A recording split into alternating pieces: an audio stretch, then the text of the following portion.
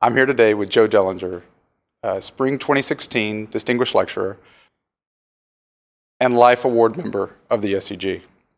Joe, you have long been involved in the software side of the field, especially as it pertains to SEG. What about open access to data and software has resonated with you, and why is it important to the field? Well, I've had several different projects I've pursued with the SEG over the years. So first, back in the early 90s, it was getting the SEG to use email. So you can go find an interesting article in the TLE where I talk about trying to get people to use email. And it's amazing how many people told me, oh my God, that's crazy, no one would want to use that thing. Next was helping to get the SEG online. So we actually, a group of us at one point told the SEG, we're going to go register the Society of Enlightened Geophysicists.org if you don't buy SEG.org. And that actually got them to buy SEG.org domain, which is good because I think SEG.com is like a professional wrestling site. And my next project was to convince them to get all their back literature digitized and online and available to all members to have as a right of membership. And that took much lobbying of the research committee and the executive committee over some years, but it turned out well enough that then I was awarded life membership for my efforts in that. And my current crusade is try and do better with open data sets. There's all sorts of data sets out there that companies have that would enrich the field if everybody could have easier access to them.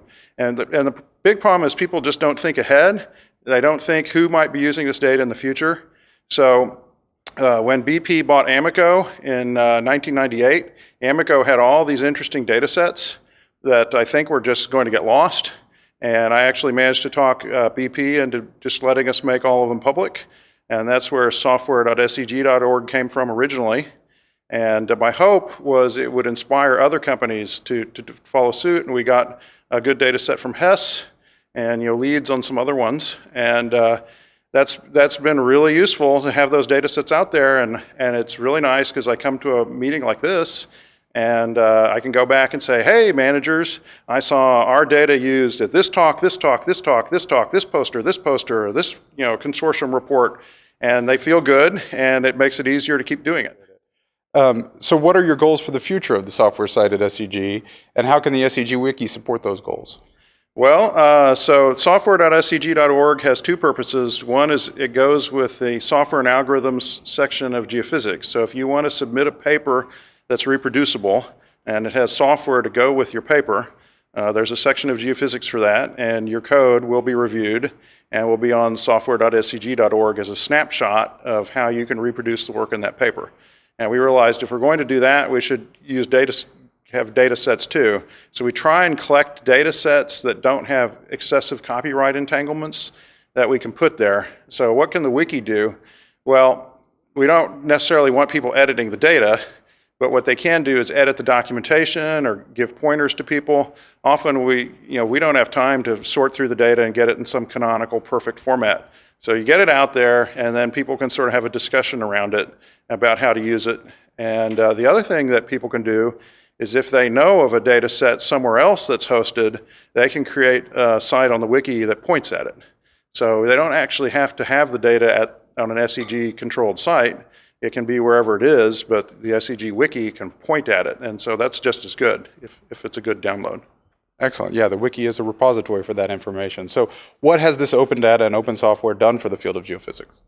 Well, a lot of students, we mostly have 2D data sets that are of a size that can be moved over the internet relatively easily today, and it just fosters a lot of research. I mean, I'm amazed at how data sets from Amico from like 1992, I still see them in talks today, and they're still doing new and interesting things with them. It's amazing. So these really just sort of catalyze interesting research, and people go and test ideas. And so if you can't get your algorithm to work on a 2D synthetic model, I think it's not going to work in the real world. So that's sort of the first hurdle that you have to jump over. And so having those data sets out there just gives a practice arena where people can start perfecting their ideas and see if they're even worth carrying forward. So I think it's been really advantageous, and I highly recommend other companies to follow BP's lead and donate data sets, just because you get a lot of free press out of it. It's great. Thanks again for your leadership there. You talked a bit about contributors to the SEG Wiki. Do you have anything additional to say about how contributors can support this goal of more open data, more open software?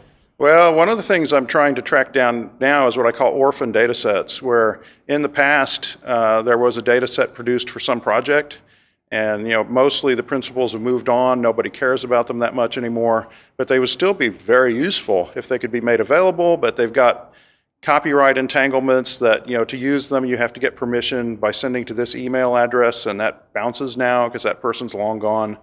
So one of the things we can get help from people on is just, if you know of an orphan data set or a data set that's on the way to becoming an orphan data set, intervene, try and catch the people before they disappear, try and get your managers connected to the SEG so that we can get the copyright fixed while it's still easy and the people are around it remember it, and we can get it where the SEG can distribute it and you don't have to be bothered anymore.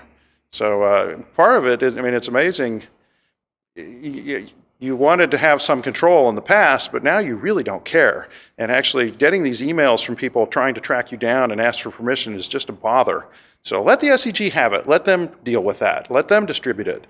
And then you can just put in the copyright, if you use it, thank us. And you keep getting all the reputational benefit and no work. Thank you, Joe. Thank you for your time.